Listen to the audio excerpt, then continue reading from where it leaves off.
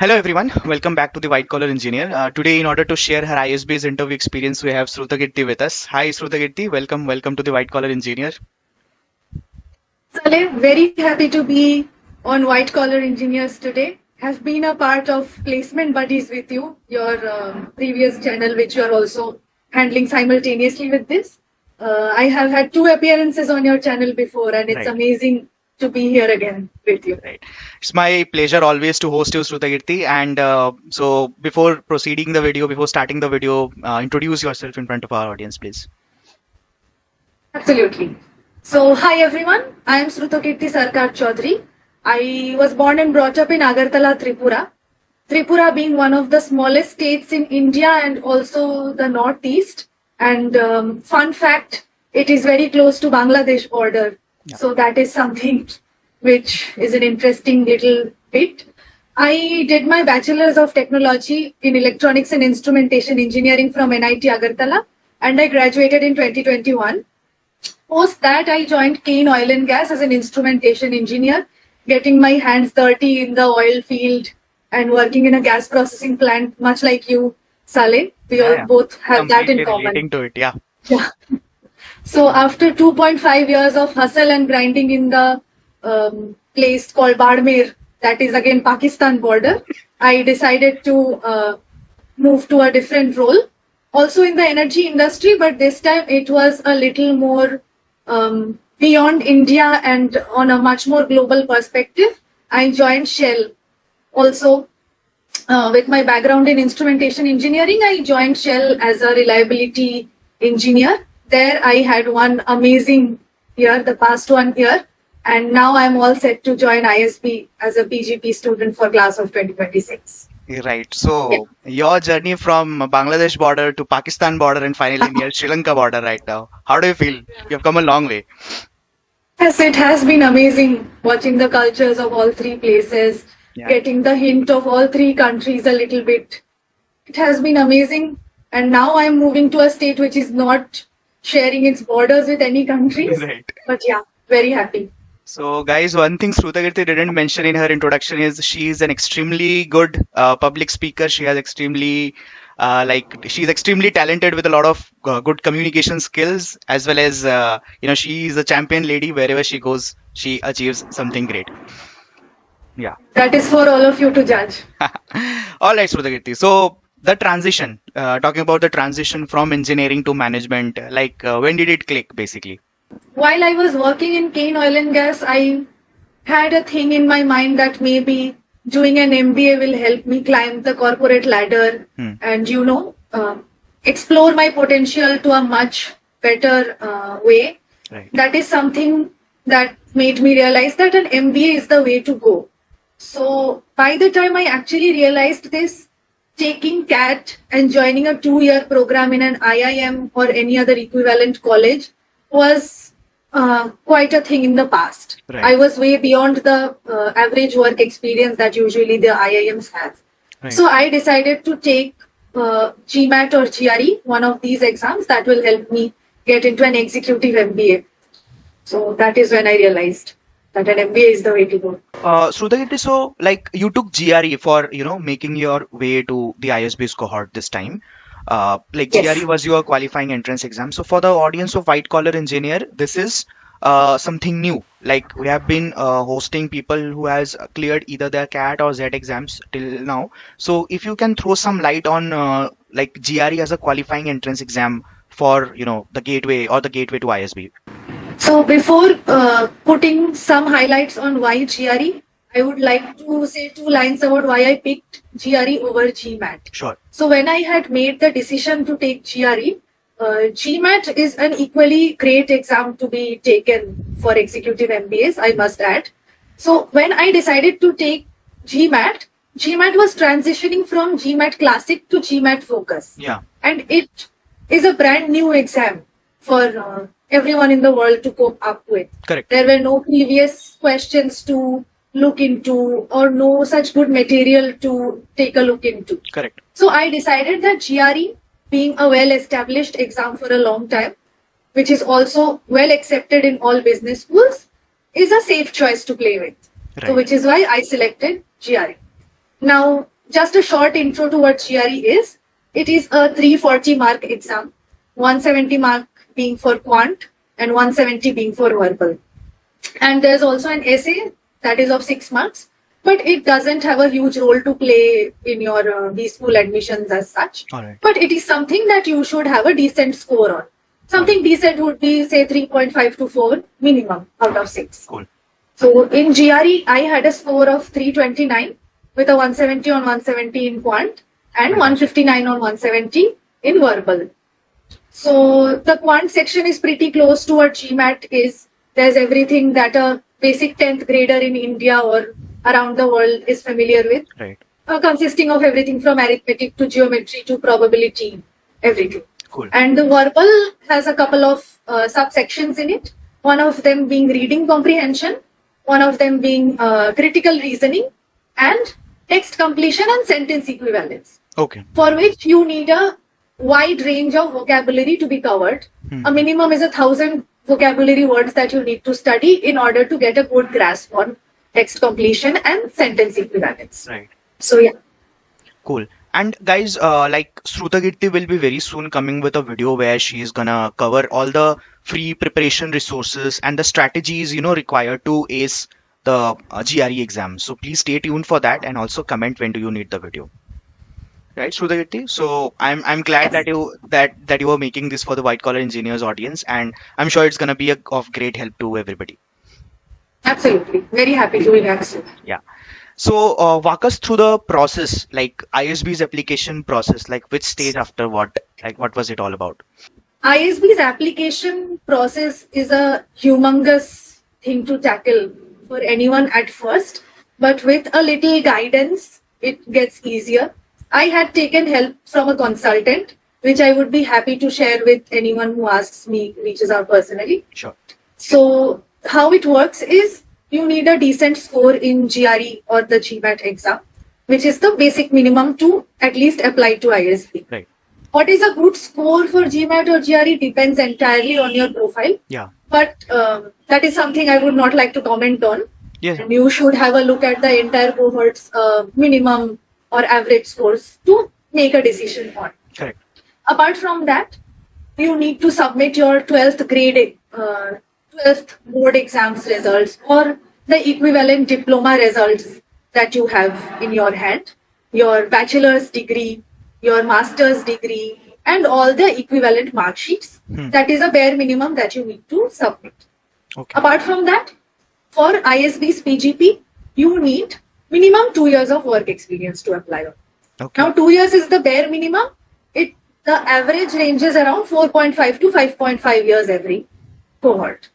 Apart from that, what you need to submit along with your these bare minimum factors is all the achievements that you have had in your lifetime, basically. So any good achievement, any fast promotions that you have had in your work experience, Right. or anything beyond your work that you have done, any contests that you have won, be it a state level quiz or something. Right. If you are into sports, whatever achievements you have had in that. Apart from achievements, anything unique that stands out in your profile is something you can also highlight. Right. Something like if you have a YouTube channel that you have been running for a long time, that is something you can mention on your profile as a highlight. Or any charity or NGO that you have been contributing to in your free time.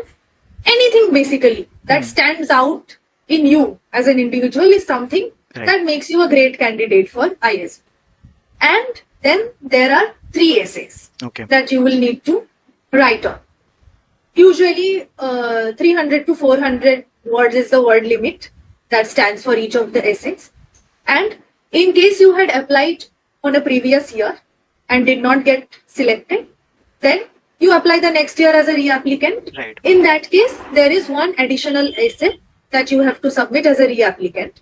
So that essay basically is what have you developed in yourself in this 1 year? Okay. How have you changed or shaped yourself as an individual in that 1 year? Okay. That is one additional essay you will have to submit in case you are a re-applicant.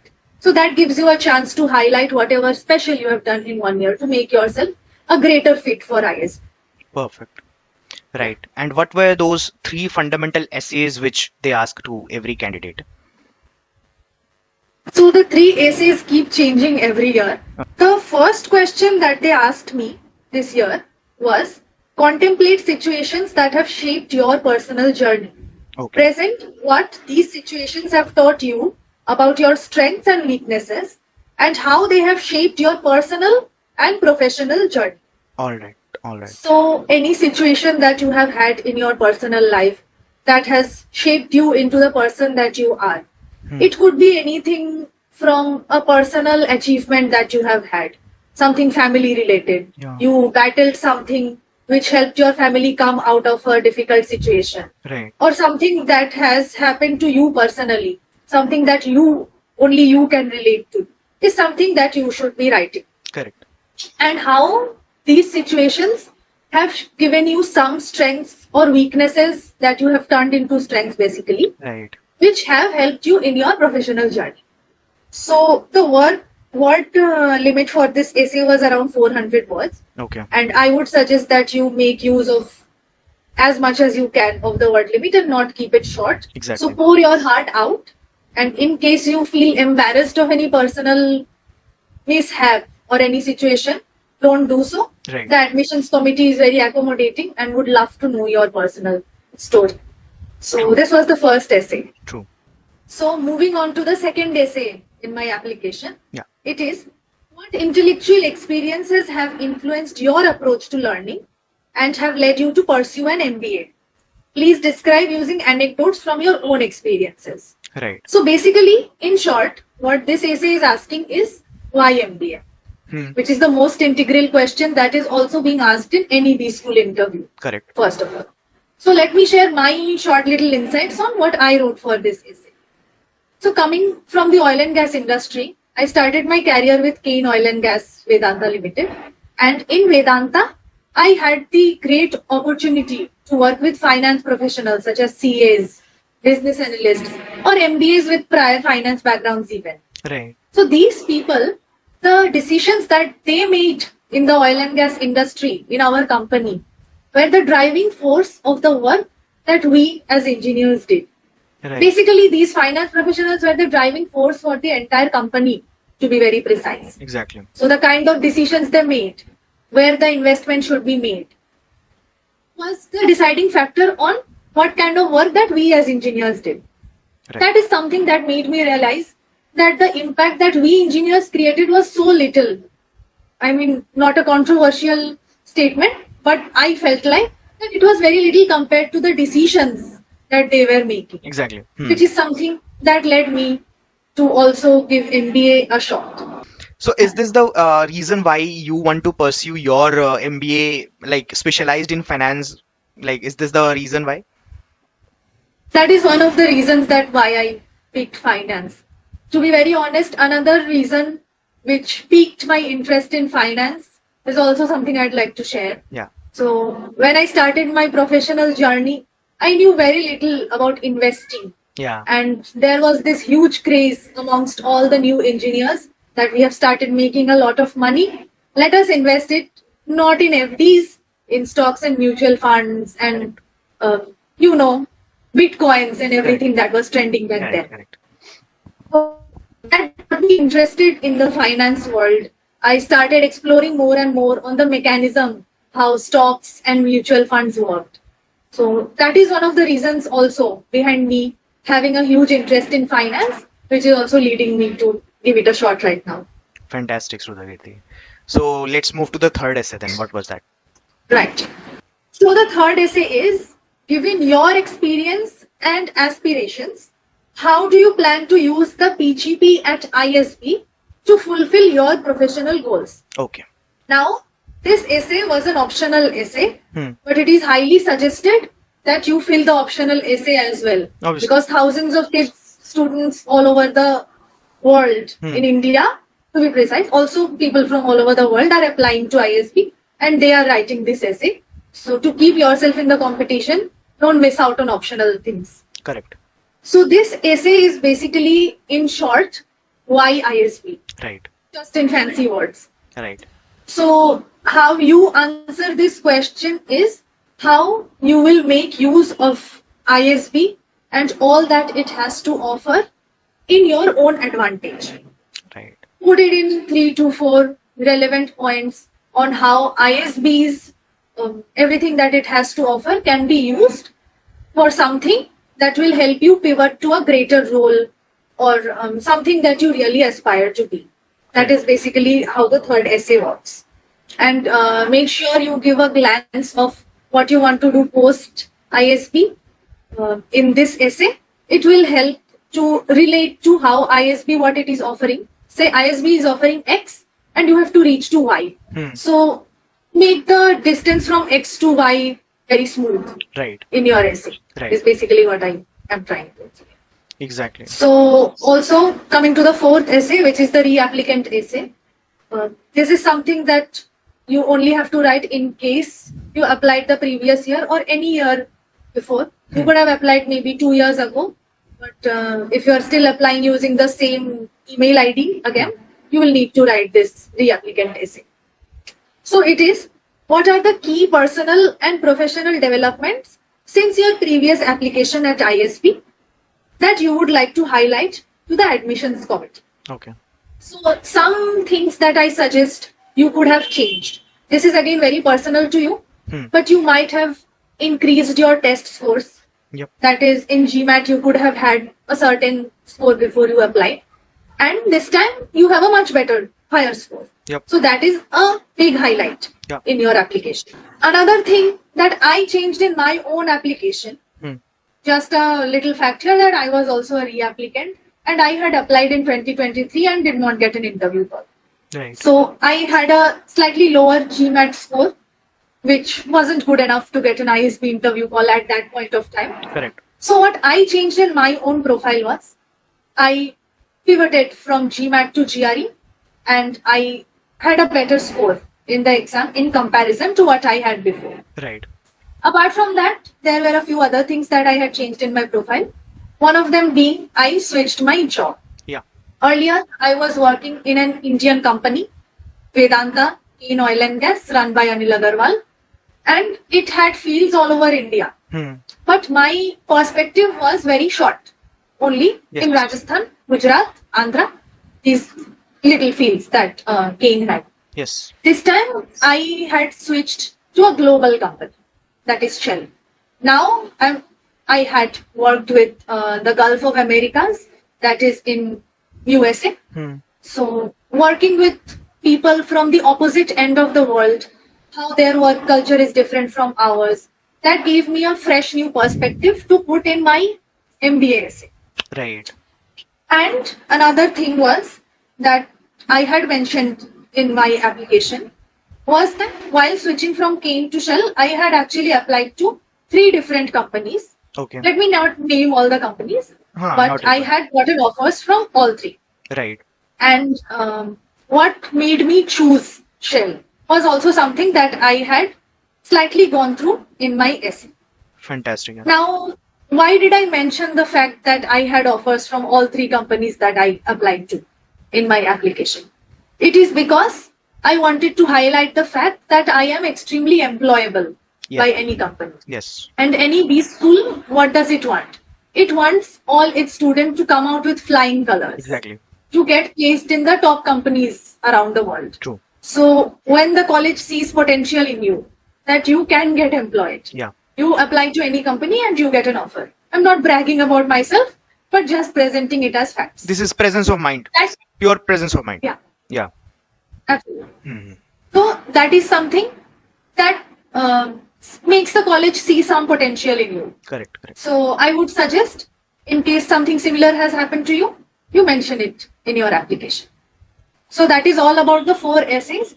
Now, the optional essay and the re-applicant essay had slightly smaller word limits compared to the first 2 essays. It was around 250 to 300 words. All right. So they are completely short. Keep them to the point and crisp is what I would like to suggest regarding the essays. Cool. So Srutakirti, let me give you a hypothetical example of 2, candidates. Someone like you or anybody who has a vast work experience, you guys have achievements, you guys have extracurriculars and stuff. You have a lot to write. Exactly. And I have seen there is a problem with plenty. I mean, the word limit of 400 to 500 sometimes appeared to be very, very like short. Even while I was writing my Bitsom essays, I was facing the same issue. Like I felt I have so much to write that 500 ka word limit is too short for me. On the other hand, there are freshers who have extracurriculars who handle position of responsibilities, but not in terms of a like not in the corporate sector. Rather, they did it for their college, for their school, and for maybe for NGOs and others. So they somehow feel that the word limit of 500 is somehow long enough. So somebody ending up with a shorter essay like 150 to 200 words is also not recommended, and someone maybe reaching 495 497 words out of 500 and not able to make a gist of what he or she has done in his or her entire life is also a problem. So what suggestions do you have for these extreme kind of people? The first situation, someone who has a lot to share and the 400 word limit feels short to them. Yeah. So you have to make a prioritization list of, say, there are 5 things that you have achieved in your life. Right. And in that essay, you only have space for 3. Right. So you don't want to hassle the admissions committee or the person reading your essay with too many situations. Right. And after a point, it feels like you are bragging. So you have to select the best 3 situations that you feel fit Correct. for the essay. Also, out of the 5 situations, there will be 3 situations that represent strengths, which will help your MBA journey make it smoother. Right. So something that is parallel to strengths that are needed in the MBA journey, those situations need to be prioritized and True. used in the application. Say there is a situation you faced in life that was amazing, but how will it help in your MBA journey? If you can't pinpoint that, then there is no use of putting it in your application. Correct. That becomes irrelevant piece of information for them. Right. So you have to prioritize and select the best 3 situations or best 2 situations, whichever you can fit. Right. That makes your application stand out as a better way, that also this person can select. Managing your essay is something that also definitely will help in your management journey. Coming to a candidate who has not much to share in their application. So maybe you have achieved only 2 things in your lifetime. You explain those 2 situations in a way how they will help you in your MBA. Add a couple of lines about how these 2 situations have given you strengths that will help you pivot in your management journey. That is something that will help you amp up your essays. I personally did not have such a issue. So, I had an adequate number of achievements in life to share in my application. And in fact, even for one situation, I had written 200 words.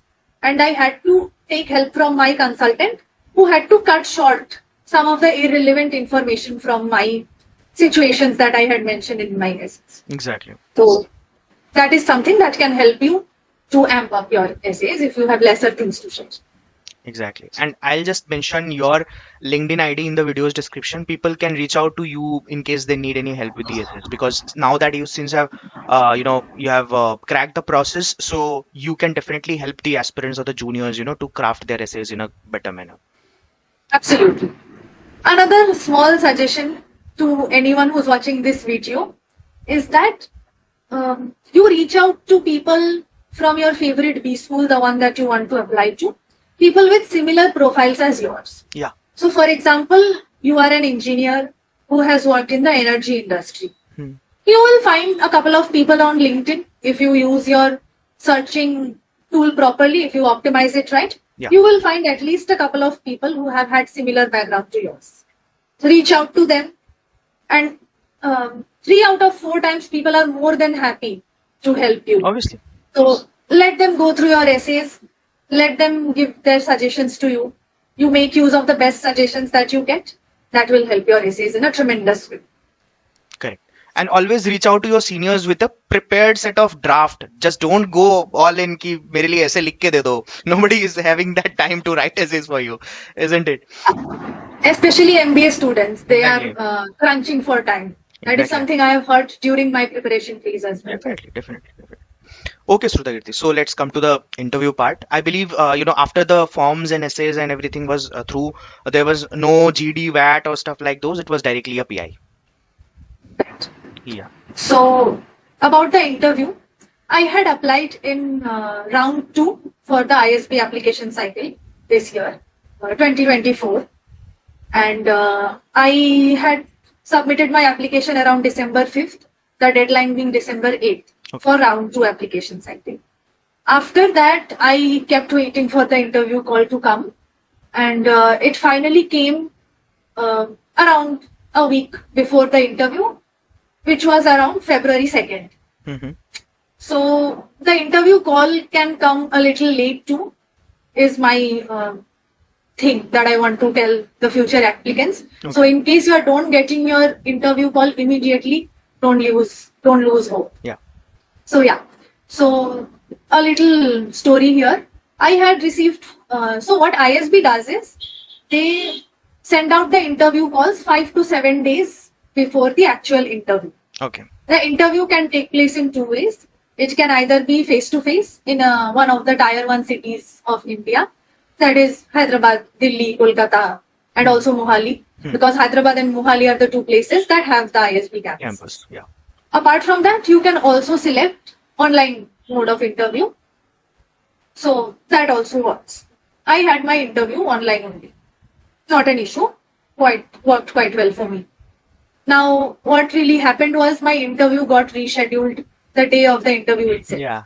And then I again received a call for February 16th, Okay. which was 2 weeks from my original interview date.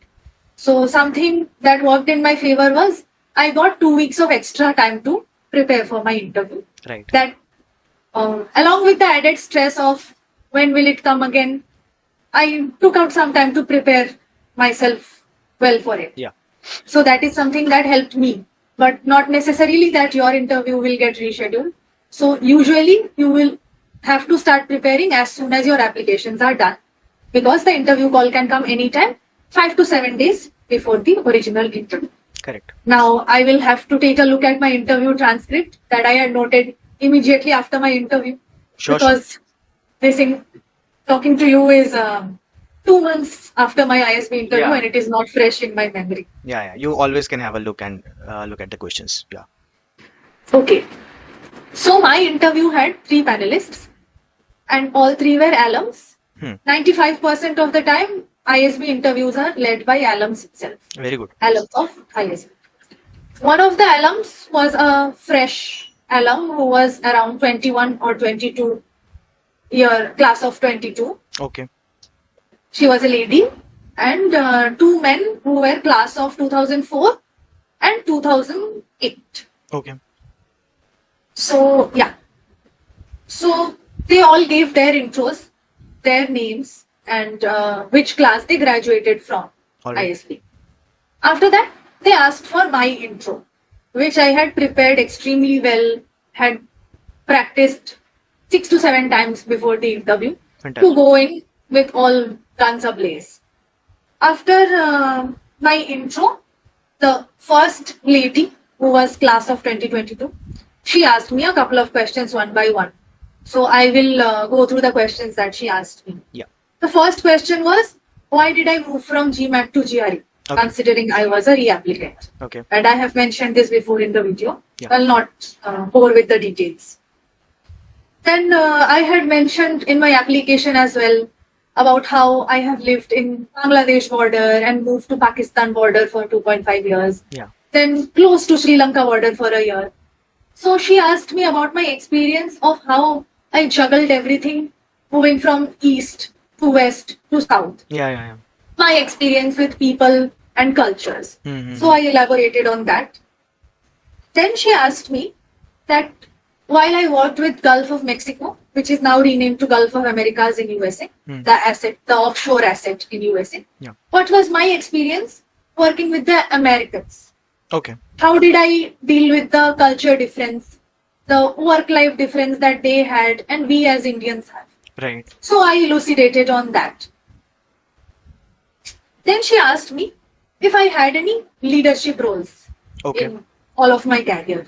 Okay. Now, working as a oil and gas engineer with just 3 years of experience, I did not get the chance to lead people as such, work as line managers. That is not something I had personally done. Right. But I had one little leadership role under my belt. So while I was working in Kane, I got the opportunity to lead the POSH committee, that is the Prevention of Sexual Harassment Committee, Right. in my location, where there were around 150 to 200 people. Right. So leading that committee and giving knowledge transfers to people on how to deal with the smallest of issues that could have a hint of sexual harassment, or if anyone was bullying them. Yeah. How they had an open door policy to come to anyone with their issues at Correct. any time, even me. That is something that I portrayed as a leadership experience. And I think the panelists were quite impressed with that. Fantastic. So moving on to the next person, who was a class of 2008 Mm-hmm. from ISB. He asked me just one question. Why did I select Shell out of the other two, like the three companies that I had applied to and had offers from at hand? What made me choose Shell? Okay. So I sang praises of Shell because I had an amazing work experience at Shell in this 1 year. Mm-hmm. And what made me choose Shell was advice from people who were already in Shell. Correct. I had just elucidated upon that and kept a pretty clear stance of the fact that even the other two companies were good enough. Exactly. But why did Shell stand out to me? Mm-hmm. So make sure you do not say negative about any company or even the company that you worked on. That just gives a negative mindset that you might have. This is also a little hack for any job interview or talking to stakeholders. Correct. Never show that you are a negative person. Correct. Being a positive person always helps. Even for B school interviews, like if you are appearing for a B school interview which is scheduled after the other interview, and the panelist asks ki why this institute and why not the other institute which you whose interview you have appeared for few days ago. So you cannot just badmouth about the institution. You should always say why this institution is superior or why do you want to join this institution and not the other. You cannot just badmouth. Absolutely. Bad mouthing just gives a bad impression of you. Exactly. So come out as a positive person, and your positivity will help you sail through all the interviews that you are taking. Fantastic. Okay. So that was about the second person, the second panelist. Mm-hmm. So the third person, he was the oldest in the panel, class of 2004. One of the first batches of ISB, because ISB had started in 2002. Yeah. So this person asked me specifically about any incident revolving around the work culture of USA and India. Okay. And how did I tackle that situation? So before any B school interview, I would suggest that whatever little incidents you have had in your career and how you can give a positive or negative connotation to that, you reverse them in your head before going for any interview.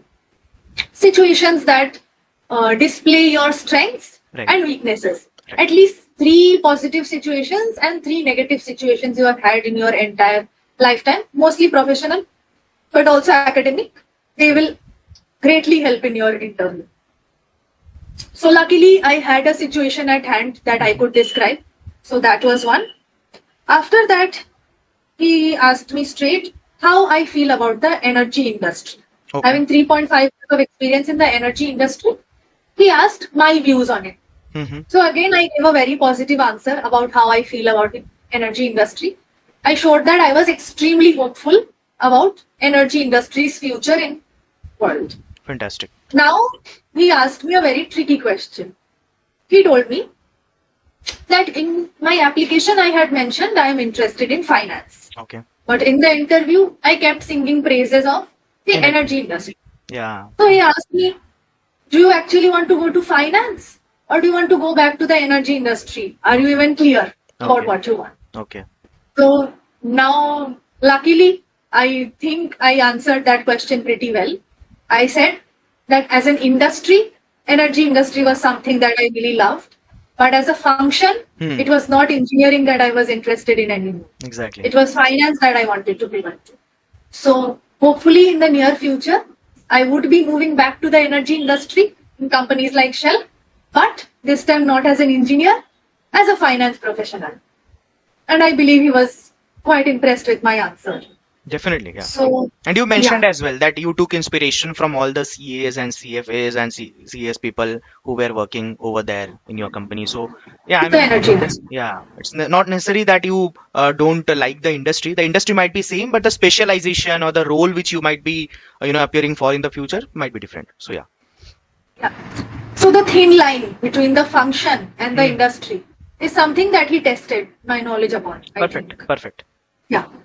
And then at the end, the first lady again asked me just to give me a chance to elucidate on why MBA and why ISB. Okay. And again, I had prepared a good answer for that. Hmm. And that's how they finished asking their questions. Okay. After that, they asked me if I have any questions Mhm. for them. So I had asked them about the exchange semester that they have in ISB. Okay. If any of the panelists had any experiences with the exchange semester, how that works, and with my personal background, which one should I be selecting? Okay. Means which university could I keep my eye upon and try for an Fantastic. exchange semester. So 2 out of the 3 panelists had not had any exchange semester abroad. Okay. But one of the panelists had done his exchange semester from Wharton in USA. Mm-hmm. So he had told me about why he selected that particular university, what drew him towards that. He gave me a little experience on the fact that he had also been an engineer pre ISB, pre MBA, Right. and what made him choose Wharton. Interesting. So that was the fact that they also were quite interested to answer my questions Exactly. and not just know me as a person, but it was extremely conversational in Two-way. nature. Yeah. Yes. Definitely. And it's a good question to ask as well. Like, it shows that you have researched about their institution. You know what is happening inside it. And, even the question which I ask to my panelists, in my B school interviews is about the clubs and committees. So while asking the question, I bring in the names of the clubs and committees so as to, make them understand that I had already researched about it. So it's a good question to ask. Yes. And just as a advice, for example, you mentioned clubs and committees in your B school interview. You can mention the fact that whether it is a student-led club Yeah. or whether it is run by the college itself. This also shows that you have done your research, Correct. but are interested to know about things that are not available online. Correct. Correct. That shows that you have done your research well and makes you a great candidate, a great fit. Perfect. So, Perfect. So, right. one thing is that the B school might judge you for the fact that whether you are a great fit for the college or not. Yeah. But another thing that they might be judging you upon, again, I am not a part of the admissions committee, so this is something that I think that might be a possibility, is that they judge whether you will be actually joining this college or are you just using it as a backup and don't even plan to join it. Exactly. So if you have not done your little research, they think they are just coming in overconfident, taking this interview as a backup. Exactly.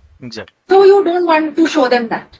Show them that you are passionate. I believe like those interviews are the best ones, no, where they don't have a predefined set of questions and they are not, wanting to make it like a viva or stuff.